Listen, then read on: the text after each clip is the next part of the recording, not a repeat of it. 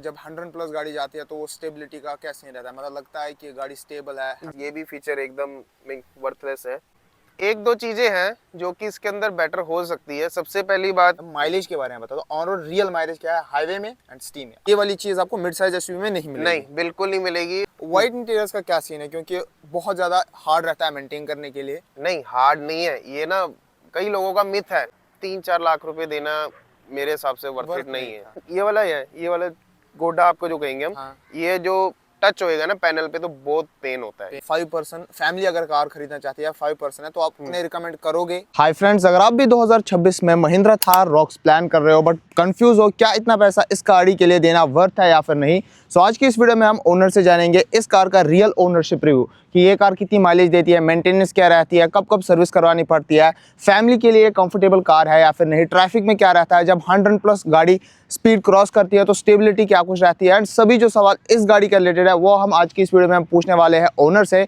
So make sure आप video को and तक जरूरी से देखना अगर आप भी थार रॉक्स प्लान कर रहे हो। But before we start the video, अगर आपने अभी तक वीडियो को लाइक नहीं किया, चैनल को सब्सक्राइब नहीं किया, ऐसे और वीडियोस के लिए do subscribe. Let's start the ownership review of this car. So ये है गाड़ी के ओनर साहिल भाई, कैसे हो भाई? बस बढ़िया जी, आप बताइए। तो पहले तो गाड़ी के बारे में बता दो, आपने ये किस साल में खरीदी है एंड कितनी अभी तक चल चुकी है?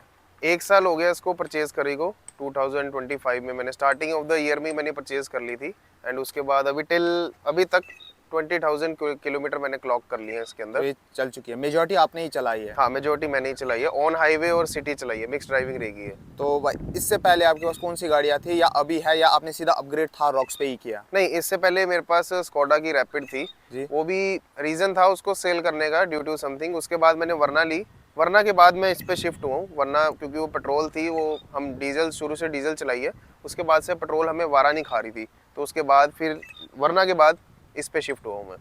तो ये कौन सा वेरिएंट रहने वाला है? ये AX5L है, इसके ऊपर आता है AX7L। तो उस पर ज़्यादा मुझे लगा नहीं नीड, वो सारा जो मेरी रिक्वायरमेंट थी वो AX5L में कंप्लीट हो एंड गई। ये सबसे ज़्यादा वैल्यू फॉर मनी है अगर हम ओवरऑल देखें? नहीं, उस वैल्यू फॉर मनी है MX5 हाँ। जो आता है, बट मुझे ऑटोमेटिक चाहिए था और ज़्यादा कुछ फीचर्स मुझे नहीं चाहिए था, तो मेरे प्राइस के अकॉर्डिंग ये फिट बैटरी थी। तो ये X5L है।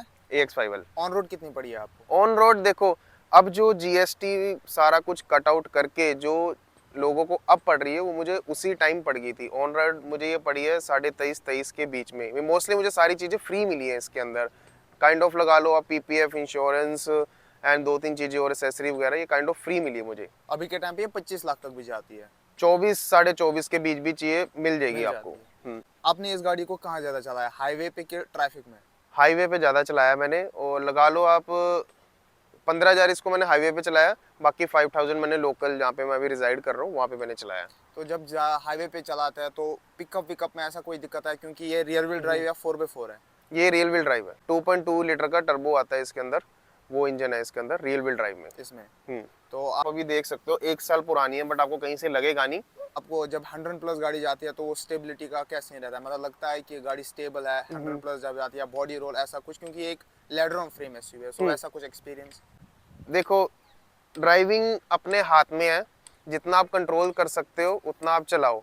अब मेरे कंट्रोल में है कि मैं 130-140 तक इसको मैं संभाल सकता हूँ, तो मैं उतना तक इसको लेके जाता हूँ, पुश करता हूँ मैं। पिकअप नो डाउट A1 है एज़ कम्पेयर टू बाकी, मेरे पास स्कॉर्पियो भी ऑन करता हूँ मैं, तो उसके अकॉर्डिंग इसकी पिकअप अच्छी है। बाकी इंजन सेम है दोनों के, बट ट्यूनिंग के कारण थोड़ा ये मुझे बेटर लगती है। और बाकी स्टेबिलिटी की अगर हम बात करें, स्टेबिलिटी मैं कहूँगा फिर भी स्कॉर्पियो से कम है अगर हम कंपेयर करेंगे, बट पुरानी थार से काफ़ी अच्छी है। अगर आप 120 पे आप क्रूज कर रहे हो तो आपको पता नहीं चलेगा कि आप 120 स्पीड आपने टच कर ली है, मतलब अंदर पता नहीं लगता है, नहीं स्टेबल गाड़ी रहती है, स्टेबल है। चिपकते बट रहती है। हाँ, बट थोड़ी सी नॉइज अंदर आएगी विंड की, हाँ। क्योंकि इसमें पुरानी वाली थार से जो इसकी विंडस्क्रीन है वो अपग्रेड करी गई है, साउंडलेस बनाई है, बट फिर भी अगर आप लिमिट आप पुश करोगे किसी भी कार की तो उतना आपको थोड़ा सहना पड़ेगा। वो तो सही बात है।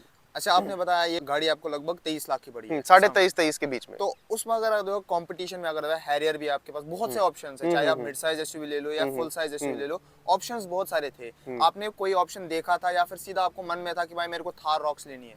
नहीं, मैंने ऑप्शन देखो, मैंने जैसे पहले बताया कि मैं वरना चला रहा था, उससे पहले मैं रैपिड भी चला रहा था। रैपिड किसी रीजन की वजह से मुझे सेल आउट करनी पड़ी, और वरना क्योंकि माइलेज नहीं थी उसकी वजह से मुझे सेल आउट करनी पड़ी। इसके पीछे जाने का रीजन एक ही था, क्योंकि एक तो ये एसयूवी आ जाती है, प्रॉपर एसयूवी आ गई। एक थार का एक रोब है हाँ कि है ना, अगर आपके पीछे थार आ गई समझ लो उसको एक नेगेटिव इमेज बनी हुई है लोगों के वो हमने सामने, हाईवे पे भी है देखा, ना। डिपर मार के हाँ, एक जगह छोड़ देते हैं। जगह छोड़ देते हैं। और अगर इसको हम कंपेयर, मैंने स्कॉर्पियो भी देखी थी S11, मेरे पास वो भी है, बट जहाँ बात इसकी आ गई ना, इसके कंपैरिजन नहीं है कुछ भी अगर आप देखोगे तो यही मुझे बेटर ऑप्शन लगा, तो मैंने यही बाय करी फिर उस टाइम। तो ठीक है भाई, आपने जब ये गाड़ी ली तो एक इंसान के अंदर वो होता है एक्सपीरियंस कि भाई मैं ये गाड़ी लूंगा, मेरी ये एक्सपेक्टेशंस है उससे। जब आपने गाड़ी को ओन किया, 20,000 किलोमीटर चलाया अभी, क्या वो एक्सपेक्टेशन सेम है या कहीं ना कहीं आप महिंद्रा से थोड़ा नाराज हो कि ये चीज ठीक हो सकती थी, या ऐसा कुछ एक्सपीरियंस अभी तक हुआ हो? एक दो चीजें हैं जो कि इसके अंदर बेटर हो सकती है। सबसे पहली बात ये, इसके अंदर ना बग बहुत है। अगर आप बग को समझो, बग समझते हो क्या चीज है? हाँ, सॉफ्टवेयर ग्लिचेस बहुत है इसके अंदर। अगर आपने 4-5 बार ना इसका पुश बटन ऑन ऑफ कर दिया तो पूरा मीटर इसका रीसेट हो जाता है। Even the mileage, trip meters लोगे, साउंड सेटिंग होगी, सब कुछ इसका डिफॉल्ट जैसे फैक्ट्री से आता है वैसे हो जाता है। और दूसरा, इसका जो रियर कंफर्ट है वो थोड़ा करना चाहिए। और थर्ड, ये इसका थाई सपोर्ट नहीं है बिल्कुल भी। अब चाहे फ्रंट ड्राइवर साइड आप देखोगे या पैसेंजर साइड भी, थाई सपोर्ट नहीं है। और फोर्थ, जो इसका डेड पैडल है ना, अगर जैसे आप बैठे हो गाड़ी के अंदर, डेड पैडल पे आपने पैर रखा है, तो आपकी ये जो ये वाला गोडा आपको जो कहेंगे हम, ये जो टच होएगा ना पैनल पे, तो बहुत पेन होता है। ये चार चीजें थोड़ी इम्प्रूव कर सकते हैं, या उधर सॉफ्ट लेदर दे देते, वो ज्यादा अच्छा रहता। बट ओवरऑल प्रोडक्ट सेटिस्फाइंग है। हाँ, ओवरऑल प्रोडक्ट काफी अच्छा। महिंद्रा ने जिस प्राइस रेंज में इंडियन मार्केट में लॉन्च करी है, काफी बढ़िया प्रोडक्ट है ये। तो चलो, ये तो बात की हमने इसके फिगर्स के बारे में। अब थोड़ा एक्सटीरियर के बारे में बताओ। हेडलाइट्स का थ्रो कैसा है, फॉग लैंप्स का कैसा थ्रो है? हेडलाइट का थ्रो पुरानी से काफी अच्छा है, क्लियर दिखता है। बट मैंने ये ऑक्सलाइट लगाई है, क्योंकि इसका भी रीजन है। अब जैसे मैं हाईवे पे ट्रैवल करता हूँ दूर दूर, या पहाड़ों पे या माउंटेन्स पे होगा, या कभी रो एरियाज में रह गया, जैसे कुछ सैंड वगैरह है, अगर सैंड ड्यून्स वाली साइड, उस टाइम ये नीड आती हैं। फॉग लाइट महा बकवास है, इसकी आफ्टर मार्केट पे आपको जाना ही पड़ेगा, इसलिए मैं आफ्टर मार्केट में ऑक्सलाइट्स पे गया हूँ। अच्छा, वो बस फ्रंट का ये आपको इशू लगता है जी। बाकी साइड प्रोफाइल की तरफ आए तो यहाँ पर आपको बढ़िया सा लॉन्ग बेस मिलता है, एंड रोड प्रेजेंस वाइज भी गाड़ी काफी बढ़िया है। तो टायर्स के बारे में बताओ, स्टेबिलिटी कैसी है, ग्रिप कैसा, जब आप 100+ जाते हो, ब्रेकिंग करते हो, तो कैसा रिस्पॉन्स मिलता है? टायर नो डाउट अभी तक अच्छे चल रहे हैं मेरे। जेके के टायर आए हैं, इसी के 60 टायर है। मैं सोच रहा हूँ अपग्रेड करने का, या तो 18 इंच में न्यू टायर डलवाऊं, या तो मैं अलॉय व्हील अपग्रेड करूं। क्योंकि पंजाब में अब ऐसा हो गया है कि आप अगर फेंडर लाइनिंग से अगर बाहर आप टायर करते हो तो आपके चलान होते हैं। तो इसी के फेंडर लाइनिंग के अंदर अंदर ही मुझे कुछ ढूंढना पड़ेगा इसका अपग्रेड वर्जन। बट अभी जब तक है ये, इसको ड्राइव करके थोड़े मजे लेके मिनती 10,000 और चला के फिर मैं चेंज करवाऊंगा। बाकी एक्सटीरियर से जो कलर वगैरह स्क्रैचेस कुछ अट्रैक्ट होते हैं या फिर नहीं? अब यूजली है ब्लैक, अगर आप कार लेते हो तो आपको काफ़ी चीज़ें ना केयर करनी पड़ती है। अब जैसे मैंने बताया कि 23.5 लाख की मुझे पड़ी है। उसके बीच में जो मैंने जो ऑफर दिया था इनको, मैंने ऑफर दिया था, ये मुझे एक्सेसरीज वगैरह चेप रहे थे महिंद्रा वाले। बट मैंने इंश्योरेंस मैंने खुद से कराई, नंबर मैंने खुद से लिया, और TCS तो चलो देना ही पड़ता है, और बाकी जितनी भी एक्स्ट्रा आइटम वो उन्हें कट आउट करा दी। उसकी जगह मैंने PPF ले लिया था। PPF भाई ब्लैक गाड़ी पे जरूर कराओ, स्क्रैच से आप देख सकते हो, फिर भी सिर्फ इस पर कपड़ा मारने की लोड है, बाकी पूरी गाड़ी साफ है ये। मतलब PPF के बाद स्क्रैच से अट्रैक्ट नहीं होता है? यस, वो तो ठीक है। चलो, ग्राउंड क्लियरेंस के बारे में बात करते हैं। ग्राउंड क्लियरेंस बहुत अच्छी है इसकी। अगर है तो उतना इतना बहुत अच्छा है कि इतना है कि अगर आपका डिवाइडर रहेगा ना, ज्यादा ऊंचा भी नहीं, मीडियम साइज अगर डिवाइडर रहेगा, आराम से क्रॉस कर जाती है ये। मतलब वो इंसान को कॉन्फिडेंस आता है अगर कहीं भी थोड़ी बैड रोड्स हो कि मैं भाई निकल जाएगी। अगर ग्रेवल वाली रोड्स हैं तो आप बिना ब्रेक मारे सीधा भाई लेके जा सकते हो। अगर आप अकेले हो तो, अगर आपकी फैमिली या कोई लव वंस आपके साथ है, फिर ये चीजें मत करना, क्योंकि उनको फिर बैक इश्यूज हो सकते हैं। ये वाली चीज आपको मिड साइज एसयूवी में नहीं मिलेगी? नहीं, बिल्कुल नहीं मिलेगी। मैं सेल्टोस भी है, मेरे फादर ड्राइव करते हैं, उसमें थोड़ा स्लो हमें करना पड़ता है, क्योंकि मिड साइज एसयूवी तो बेस्ट है ये। उसको और इसको चलाने में फील अलग ही आता है, फील अलग है, कॉन्फिडेंस अलग है। यस। बाकी बूट स्पेस कितना मिल जाता है? बूट स्पेस इनफ है अभी, बट मैंने कुछ सामान रखा हुआ है इसके अंदर, फिर भी इसके अंदर काफी बैग आ जाते हैं अगर हम देखेंगे तो। ये मैंने थोड़ा बहुत सामान रखा हुआ है, ऑडियो अपग्रेड करा है मैंने इसके अंदर, बट फिर भी इसके अंदर मींस पुरानी अगर थार से आप कंपेयर करोगे तो इनफ आपका लगेज। अगर आप कहीं लॉन्ग टूर पे जा रहे हो, आपके 2 या 3 बड़े बैग आ जाएंगे जो फुल साइज बैग होते हैं, और 4 या 3 आपके डफल बैग आ जाएंगे इजीली। मतलब अच्छा बूट स्पेस हाँ, बूट स्पेस अच्छा है इसके अंदर, इनफ है। ट्रिप के लिए इनफ है। और आपको फील नहीं होगा अगर आप इतने लगेज के साथ, अगर आपके साथ 4 मेंबर भी हैं या 3 मेंबर है, तो आपको ऐसे फील नहीं होगा कि गाड़ी पावर लॉस कर रही है या भारी चल रही है। मक्खन चलती है गाड़ी एकदम। बाकी स्पीकर यहाँ पर आपने जो इंस्टॉल किया म्यूजिक सिस्टम, ये किस कंपनी का है? ये सोनी का है, सोनी का इसके अंदर सारा वो लगा हुआ है फुल सिस्टम, और साथ में साउंड बैरियर का इसके अंदर एम्प लगा हुआ है। पहले से जो कौन सा इसमें ऑडियो सिस्टम आता है? पहले जो आता है महिंद्रा का नॉर्मल आता है, अगर इससे आप इससे अपर मॉडल में जाते हो उसमें आता है हरमन कार्डन का, वो नो डाउट बहुत अच्छा है, बट उसके लिए 3-4 लाख रुपए देना मेरे हिसाब से वर्थ इट नहीं है। उससे कम में ही मैंने ये सारी चीजें करा ली हैं। तो अगर इन सबको भी आप इंक्लूड करोगे प्राइस ब्रैकेट के बीच में, तो मुझे 24 लाख की पड़ी है। अगर इनको नहीं इंक्लूड करना तो 23.5 के बीच में पड़ी मुझे। मतलब बूट स्पेस भी अच्छा मिल जाता है, साउंड सिस्टम आपने साउंड आफ्टरमार्केट करवाया है। जैसे कि मैंने आपको बताया, भाई ने पहली ही गाड़ी खरीदी थी जब लॉन्च हो गई थी, तो भाई आप मेरे को बता दो, पहली चीज जो है वाइट इंटीरियर्स, वाइट इंटीरियर्स का क्या सीन है? क्योंकि बहुत ज्यादा हार्ड रहता है मेंटेन करने के लिए। नहीं, हार्ड नहीं है ये ना, कई लोगों का मिथ है। अब जो डेली 9 to 5 जॉब है, जिनके बिजनेसेस है, उनके लिए थोड़ा टफ हो सकता है। ऐसा नहीं है, बिजनेस मेरा भी है, जॉब मैंने भी पहले करी है, अभी मैं बिजनेस करता हूँ, तो इजी टू मेंटेन है। कुछ नहीं करना, क्लीनर्स आते हैं मार्केट में या ऑनलाइन अमेजोन पे आपको अवेलेबल होंगे, स्प्रे करके आपने सिर्फ वाइप ऑफ करना। आप अभी देख सकते हो 1 साल पुरानी है, बट आपको कहीं से लगेगा नहीं। और इसकी जो रूफ है वो सबसे ज्यादा इजी है क्लीन करनी। ये वो ना फैब्रिक नहीं है, ये कपड़ा टाइप है, कुछ कपड़ा टाइप। आप अगर आप इसके ऊपर गिला कपड़ा भी मारोगे ना, तब भी भाई ये पूरी ब्रांड न्यू जैसी निकल के आएगी इसकी रूफ। मतलब आप खुद देख सकते हो, शायद कैमरा जस्टिफाई ना कर पा रहा हो, लेकिन फुल वाइट लगती है। लगता है कि अभी शोरूम में मैं रिव्यू कर रहा हूँ गाड़ी का, तो मेंटेन भाई ने बिल्कुल करके रखी है। सो ये तो भाई बात की हमने मेंटेनेंस के बारे में। अब थोड़ा ये बता दो, कार में आप अगर फैमिली के साथ आपने ट्रिप की है कभी, लॉन्ग ट्रिप मैंने 1-2 करी है इसमें। तो सबसे पहला प्लस पॉइंट ये है कि अब जैसे पहले 3 डोर थी, उसके अंदर फैमिली नहीं बैठ सकती थी, वो तो फ्रंट सीट से आपको जाना पड़ता था। वो लाइक ओल्ड पर्सन है या आपकी, वो थोड़ा अनकंफर्टेबल रहता है। अब इसके 90 डिग्री पे ये डोर ओपन होते हैं, सबसे पहला प्लस पॉइंट ये मिल जाता है, ठीक है। सेकंड चीज जो इसके अंदर आती है वो आती है ग्रैब हैंडल्स। तो इजीली आप ग्रैब हैंडल्स ग्रैब करके आप इसके अंदर आराम से चढ़ सकते हो, ठीक है, कंफर्टेबली बैठ सकते हो। बट इसका जो थाई सपोर्ट है वो नहीं है, 5 पैसेंजर्स के लिए नहीं है। लॉन्ग ट्रिप नहीं कर सकते हो, बट आपको ब्रेक लेना पड़ेगा। अब जैसे मैं यूजुअली नॉन स्टॉप जाता हूँ, अगर मेरी फैमिली मेरे साथ है या वाइफ मेरे साथ है, तो मुझे रुकना पड़ेगा ही जी। आधे घंटे के लिए, 1 घंटे के लिए मुझे रुकना पड़ेगा ही, क्योंकि ये जो थाई सपोर्ट नहीं है, इसके कारण आपके जो नीज है ये पेन होंगे। बाकी नी रूम कितना मिलता है? नी रूम ये मेरे अकॉर्डिंग एडजस्ट है। हाँ। ये पैसेंजर जो मेरे साथ थे उसके अकॉर्डिंग एडजस्ट है, तो ठीक है, कंफर्टेबली आप ड्राइव कर सकते हो और पीछे भी बैठ सकते हो। हेडरूम भी बढ़िया मिल जाता है, क्योंकि हेडरूम भी अच्छा है। और बाकी ये जो व्हाइट इंटीरियर है, इसके कारण ना काफी स्पेशियस लगती है ये। मतलब अगर आप 5 पर्सन फैमिली अगर कार खरीदना चाहती है, 5 पर्सन है, तो आप उन्हें रिकमेंड करोगे कि लेनी चाहिए? अगर आपके फैमिली में ओल्ड पर्सन है, अगर आपकी ये पहली कार है, तो मत लो। अगर आप यंग हो, न्यूली मैरिड हो, या सिर्फ आपके 1 या 2 किड हैं, वो भी यंग हैं, तो उनके लिए काफी परफेक्ट कार है। अब तो चलो इन्होंने ब्राउन प्लस ब्लैक इंटीरियर दे दिया, अब तो और इजी है मेंटेन करना। बट मेरी अभी फैमिली में ना किड है ना ओल्ड एज है, बट उनके लिए दूसरी कार मैनेज हो जाती है, बट मेरे लिए कंफर्टेबल है ये। तो भाई यहाँ पर तीनों ही आपको एडजस्टेबल हेडरेस्ट मिल जाते हैं? नहीं, तीनों नहीं है, सिर्फ 2 है इसके अंदर। ये वाला और वो वाला सिर्फ 2 है। जो बीच वाला है ये आप डमी है, और आपको आर्मरेस्ट मिलता है विद 2 कप होल्डर।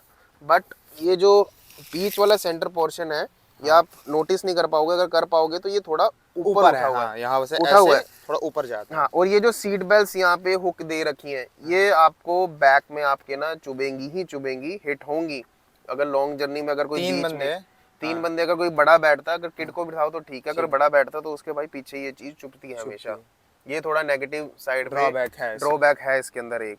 ये भी फिर भी ठीक है, अगर आप नॉन स्टॉप नहीं जा रहे हो उसके अकॉर्डिंग ठीक है। अगर 3 बंदे अच्छे खासे हेल्दी जा रहे हैं, फिर नहीं, फिर उनके लिए अनकंफर्टेबल दिक्कत होगी। सो अब आ चुके हैं कार के इंटीरियर्स में। इंटीरियर में पहली चीज जो आपको पसंद आने वाली है वो है ड्राइवर की जो पोजीशन है। कमांडिंग पोजीशन लगती है बाइक के, रोड पे पूरा ग्रिप है पूरी बढ़िया। अगर जैसे अभी मेरे अकॉर्डिंग ये सिग्नल जस्ट है, तो मुझे यहाँ से बोनेट पूरा विजिबल है, फ्रंट का बोनेट पूरा विजिबल है, जो कि क्लियर व्यू है। बट अगर इसके ऊपर वाले मॉडल में आता है 360 कैमरा, इसमें नहीं है। तो थोड़ा आपको देख के चलानी पड़ती है कि आपको नहीं पता कि अगर इतने एरिया में नीचे कोई है, कोई पेडेस्ट्रियन कोई बैठा हुआ है, ठीक है, अगर कोई एनिमल्स हैं तो आपको नहीं पता, अगर गलती से ऊपर चढ़ जाती है तो आपके अंदाजे से ही आप इसको चलाओगे। बाकी हाँ फ्रंट में बाकी व्यू पूरा अच्छा है, यहाँ से कैबिन व्यू स्पेशियस है, इतनी बड़ी विंडो है, यहाँ से पूरा दिखता है। इसके रियर व्यू ग्लास जो है वो काफी बड़े हैं, पीछे और साइड का पूरा क्लियर दिखता है इसके अंदर। फ्रंट में पार्किंग सेंसर्स मिल जाते हैं। हाँ 2 पार्किंग सेंसर मिलते हैं फ्रंट में, और रियर में भी 2 पार्किंग सेंसर है विद कैमरा। हाँ, ऐसी गाड़ी के लिए होने ही चाहिए, होने चाहिए, जरूरी होने चाहिए, और एक्यूरेट है इसके पार्किंग सेंसर, ऐसा नहीं है कि लैग है या कुछ है, एकदम एक्यूरेट है। कैसे बिना वजह बजते रहते हैं? नहीं ऐसा नहीं है, बिल्कुल भी पूरे एक्यूरेट है। तो फीचर्स के बारे में बता दो, AX5L में क्या क्या फीचर्स मिल जाते हैं? फीचर सबसे पहले ये है कि इसके अंदर आपको लेवल 2 का अडास मिलता है। यहाँ पे इसका कैमरा लगा है, और इसके बम्पर जहाँ पे नंबर प्लेट है उसके अंदर इसका रडार बेस है। बट इंडियन रोड अपने अडास के लिए नहीं बनी है, तो मैं इसके अंदर अडास जो भी है ऑफ करके ही चलता हूँ। अगर लॉन्ग टूर हो गया जहाँ पे पता है कि आपको 100-200 किलोमीटर ऐसे ही जाना है, एक्सप्रेस हाईवे है, तो वहां पे ऑन करके चलो, मैंने चलाई भी है। तो वहां पे एकदम एक्यूरेट काम करता है इसका अडास एकदम। और बाकी इसके अंदर आपको ऑटोमेटिक एसी मिलता है, ठीक है, ड्राइव मोड्स मिलते हैं, एंड ये आपको क्रूज मिल जाता है यहाँ पे। एंड ड्रॉबैक सबसे अडास का ये है कि आप नॉर्मल क्रूज नहीं यूज कर सकते इसके अंदर, क्योंकि ऑटोमेटिक जो ब्रेकिंग सिस्टम है अगर वो एक बार ही ऑफ हो गया तो आप नॉर्मल वे जैसे नॉर्मल सेडान्स या उसमें आता है मिड साइज एसयूवी में क्रूज, वो आप बिल्कुल यूज नहीं कर सकते। और थार में दिया था इन्होंने जो ये वाला ऑटो डीमिंग आईवरम, ये एक्सयूवी में आता था, उसके बाद इन्होंने थार में दिया, उसके बाद अब सारी गाड़ियों में इंट्रोड्यूस कर रहे हैं ये वाला IRVM जो है। एप्पल एंड्रॉइड कारप्ले मिल जाता है, वायरलेस इसके अंदर आपको वायरलेस एंड्रॉइड ऑटो कारप्ले मिलता है, बट इसमें भी ग्लिच होते रहते हैं थोड़े बहुत। हाँ, जैसे कि आपने स्टार्टिंग में बताया था बग के, वो ग्लिच आते रहते हैं इसके अंदर। बाकी इंटरफेस काफी अच्छा है, स्मूथ है, टच से मतलब हार्ड टच नहीं हार्ड टच नहीं है, काफी स्मूथ है। इसके अंदर बस ये है कि ये जो फालतू की ऐप है ये चलती नहीं है, चलती है, बट मुझे मतलब लगता नहीं कोई यूज नहीं है इनका। अगर आपको Android auto Apple CarPlay wireless मिलता है तो इसके आगे कुछ नहीं है ये। ठीक है, बाकी ऐसे कुछ फीचर्स टच स्क्रीन पे भी मिल जाते हैं। बाकी इसके अंदर आपको ऑटोमेटिक पार्किंग ब्रेक मिलती है, हैंड ब्रेक है विद ऑटो होल्ड। ये अगर आप जब सीट बेल्ट अगर लगाओगे तभी आपकी यूज होती है, बट ये भी फीचर एकदम वर्थलेस है। नहीं है, अच्छा यूज नहीं होता। जब आप सीट बेल्ट लगाओगे, अगर आपने इसको ऑन रखा है, अगर आपने ब्रेक अप्लाई कर रही है, कहीं आप रुके हो तो आप ब्रेक छोड़ सकते हो, ये होल्ड करके रखेगी। तो अगर जैसे रनिंग ट्रैफिक है, जैसे दिल्ली में रहता है बम्पर टू बम्पर, तो उस केसेस में ऑटो होल्ड जो फीचर है वो एकदम बेकार है। तो जैसे भाई आपने ट्रैफिक का बता दिया, आप ट्रैफिक के बारे में ये भी बताओ, जैसे कि कोई गाड़ी लेगा सिटी में चलाने वाला है, बम्पर टू बम्पर ट्रैफिक में चलाएगा, जब ट्रैफिक के बाद निकलते हैं थोड़ा एक्सीलरेटर देते हैं, क्या गाड़ी तेज भागती है या ब्रेक थोड़ा उठाते हैं तेज भागती है, ऐसा कुछ? इसमें तो ऐसा है कि अगर ट्रैफिक में हो आप, सिर्फ आप ब्रेक रिलीज करो, गाड़ी उतनी देर में ही कम से कम 10-15 की स्पीड पकड़ लेगी। आपको एक्सीलरेटर देने की कोई नीड ही नहीं है, कोई नीड नहीं है, क्योंकि इसके अंदर टॉर्क है। जो इसका जो टॉर्क है वही इसके मींस आपको कैरी फॉरवर्ड करने के लिए आसानी रखता है इसके लिए। बाकी ये तो कि हमने बात इंटीरियर्स के फीचर्स के बारे में, क्वालिटी कैसी लगती है आपको इस कार की? क्वालिटी हार्ड प्लास्टिक की जो पुरानी थार से अगर कंपेयर करोगे, ठीक है, फिट एंड फिनिश ठीक है, मीन थोड़ी सुधारी है। अगर आप इन एजेस को चेक करोगे, यहाँ से आपको ऐसा फील होगा कि यहाँ से कि जबरदस्ती काटी है चीज, कि कट करके ऐसे फील होगा जैसे यहाँ पे है धागे धुगे थोड़े से हैं, जैसे इसका इंटीरियर के ट्रिम का। तो ये थोड़ा महिंद्रा इम्प्रूव कर सकती है। अब जैसे ये ब्लोअर वाला एरिया है, यहाँ पे आप देखो ये अलग है, नीचे जो जाली है ये अलग है। ऐसा नहीं है कि इसके ऊपर लगा के देते हुए ज्यादा अच्छा रहता, बट अलग अलग ये चीजें हैं, ठीक है। फिर भी ओवरऑल जो 3 डोर थार है उससे अपग्रेड किया है, क्वालिटी में सुधार रहे हैं, अपग्रेड है। वो थोड़ी रॉ रहती थी, इसके अंदर आपको बाहर का साउंड काफी कम सुनाई दे रहा होगा अगर उसके अकॉर्डिंग आप देखोगे। चलो भाई, अब तो किसी ने गाड़ी भी ले ली, उसको चला ले, अभी सीट कंफर्ट वंफर्ट भी है। माइलेज के बारे में बता दो, ऑन रोड रियल माइलेज क्या है हाईवे में एंड सिटी में, अभी तक कितनी निकाली है? देखो ये टोटली डिपेंड रहता है आपके फुट के ऊपर। अच्छा, कि आपका पंजा कितना भारी है। अगर मैं पंजाबी लैंग्वेज में बोलूं, आपका पंजा कितना भारी है। तो अगर जैसे मैं बड़े प्यार से चलाता हूँ इसको, तो लाइक 55 लीटर इसके अंदर डीजल आता है। अगर रिजर्व पे लगा दूं 10-15 किलोमीटर की रेंज हो, 57 लीटर आता है। तो उसके अंदर अगर मैं सिटी के अंदर ड्राइव करता हूँ तो ये चलती है 600 से लेके 650 के बीच में, ठीक है, 13 या 12 की एवरेज लेके। अगर यही चीज मैं सिटी में 13 और 12 की एवरेज देती है ये डीजल वाले, डीजल में ऑटोमेटिक में। अगर यही चीज मैं हाईवे पे रखता हूँ तो ये क्लॉक करती है 900 किलोमीटर। मैंने लास्ट जो ड्राइव करी है विद माइलेज ऑफ 19 to 22 के बीच में। ठीक, बहुत प्यार से अगर आप चलाते हो तो मतलब माइलेज अच्छी दे देती है। माइलेज अच्छी जिसको दे देती है। निकालनी है वो अच्छी निकालेगा। वो निकाल लेगा बड़े प्यार से। मैंने निकाली है, सिर्फ टेस्ट करा था मैंने, हाँ। तो उसमें पास हो गई थी, मेरी तरफ से पास आई। अब थोड़ा मेंटेनेंस के बारे में बता दो, सर्विस कब कब करवानी पड़ती है, क्या खर्चा आता है, तो महंगी है सस्ती है, क्या है? देखो ये आपका डिपेंड रहेगा टोटली ड्राइविंग पे, आप कैसे चलाते हो। अब जैसे रफ रोड है, हाँ। अगर वहां पे आप ब्रेक मार ही नहीं रहे हो, हाँ। अगर आप जा ही जा रहे हो तो आपकी सर्विस कॉस्ट बढ़ेगी। ठीक है, अगर आपकी नॉर्मल ड्राइविंग है, ब्रेक काफी कम ले रहे हो, उसी हिसाब से स्पीड मेंटेन कर रहे हो, तो उस हिसाब से आपकी वो भी सर्विस कॉस्ट आएगी। अब लास्ट जो मेरी सर्विस कॉस्ट आई थी, मैंने 10,000 पे इसकी सर्विस कराई थी। अब सेकंड सर्विस आ गई है इसकी, ठीक। जो पेड सर्विस रहती है। हाँ। इसमें लेबर फ्री होता है, बाकी पार्ट के चार्जेस होते हैं। लास्ट जो मैंने सर्विस कराई थी उसके अप्रोक्सीमेटली 3500 से 4000 रुपये मेरे लगे थे। उसमें चेंज क्या हुआ था, सिर्फ इंजन ऑयल, ऑयल फिल्टर और डेफ डला था, व्हील बैलेंसिंग अलाइनमेंट हुई थी बस। बाकी टोटली सब कुछ नीट एंड क्लीन था, क्योंकि उस टाइम सिटी ड्राइव थी मेरी और थोड़ी सी हाईवे ड्राइव थी। तो अब जो 20,000 वाली सर्विस होगी उसमें मे भी शायद 7-8 हजार रुपये बिल आए, बट इससे ऊपर नहीं आएगा। तो उतनी महंगी भी नहीं है। नहीं है, क्योंकि मेरी ड्राइविंग ऐसी नहीं है कि तोड़ने वाली चीज है। मुझे मेरी गाड़ियों से बहुत ज्यादा प्यार है। हाँ, हम भाई से अभी पटियाला से आए हैं, तो भाई ने बहुत ज्यादा अच्छी से गाड़ी चलाई, स्मूथली, मतलब गाड़ी को ऐसा फील नहीं होने देते कि रफ चला रहे हैं, वो ऐसा कोई सीन। तो इसीलिए उस हिसाब से ही इसकी मेंटेनेंस रहेगी। तो मतलब मेंटेनेंस उतनी महंगी इस नहीं कार है। की नहीं है। नहीं है। आफ्टर सेल सर्विस के बारे में बता दो, जब आपने गाड़ी ली उससे पहले शोरूम उसका क्या रिस्पांस था, एंड जब बाद में तो कैसा रिस्पांस? सेम था? सेम है, मेरा अभी तक रिस्पॉन्स सेम है, क्योंकि महिंद्रा के साथ मेरी डीलिंग काफ़ी पुरानी है। हाँ। और मैं भी जैसे ब्लॉगर हूँ, हाँ। तो उनको भी मेरी ज़रूरत पड़ती रहती है, मुझे भी उनकी ज़रूरत पड़ी रहती है। तो उसके अकॉर्डिंग काफ़ी अच्छे लिंक मेरे अंदर इंटरनल में बने हुए हैं। जहाँ भी अगर मैं जाता हूँ किसी और शोरूम में भी, तो उन्हें पता होता है कि हाँ भी हमने गाड़ी डिलीवर करी है, तो ऐसा है। तो after sale service no doubt काफ़ी अच्छी है इनकी। तो ये कुछ केसेस में हो जाता है कि आफ्टर सेल सर्विस नहीं अच्छी होती, वो डिपेंड रहता है कस्टमर टू कस्टमर। बट मेरे साथ टचवुड अभी तक बहुत अच्छी बहुत है। बढ़िया रहा। एंड इससे पहले भी मैंने दोस्त से जो बात की उन्होंने भी कहा था कि महिंद्रा की sale service, after sale service बढ़िया रहती है। सो ये तो किया हमने ओवरऑल बात। अब आप बताइए कि अगर किसी को गाड़ी लेनी है, 20 से 25 लाख का बजट है ना, तो वो ये कार लेना चाहता है, आप किन बायर्स को ये सजेस्ट करोगे जो ट्रैफिक में चलाते हैं, सिटी में चलाते हैं, ट्रिप्स चलाते हैं, या फैमिली पर्पस के लिए कार लेना चाहते हैं? एक स्पेसिफिक कैटेगरी आप बता दो, आप किन्हें ये रिकमेंड करना चाहोगे? अब देखो, अब जिसके घर में पहले ही 2-3 गाड़ियां हैं, हाँ। ऐसी एसयूवी टाइप की, ठीक। तो आप इस गाड़ी पे ना जाओ तो ज़्यादा अच्छा होगा, क्योंकि उनका कंफर्ट और इसका कंफर्ट मैच ही नहीं होगा। अब मेरे घर में लगाओ ये दूसरी एसयूवी थी, मैं S11 भी ऑन करता हूँ, उसे 2 लाख किलोमीटर क्लॉक कर लिया, मैनुअल में है वो, काफ़ी नोट अभी भी इतनी प्यारी चलती है ना वो, उसका खर्चा ना के बराबर है अभी भी। तो उसके बाद जब मैंने ये चला रहा हूँ तो मुझे ठीक है, बट मेरे घर में पहले भी एक और गाड़ी है ओल्ड पर्सन के लिए, वो उसमें शिफ्ट हो जाते हैं। और मैं, मेरी वाइफ, अगर पापा ने जाना तो वो इसमें चल जाते हैं। अगर आपके घर में ओल्ड पर्सन है तो ये गाड़ी मत लो, अगर बच्चे हैं, यंग हैं, तो आप ये गाड़ी लो।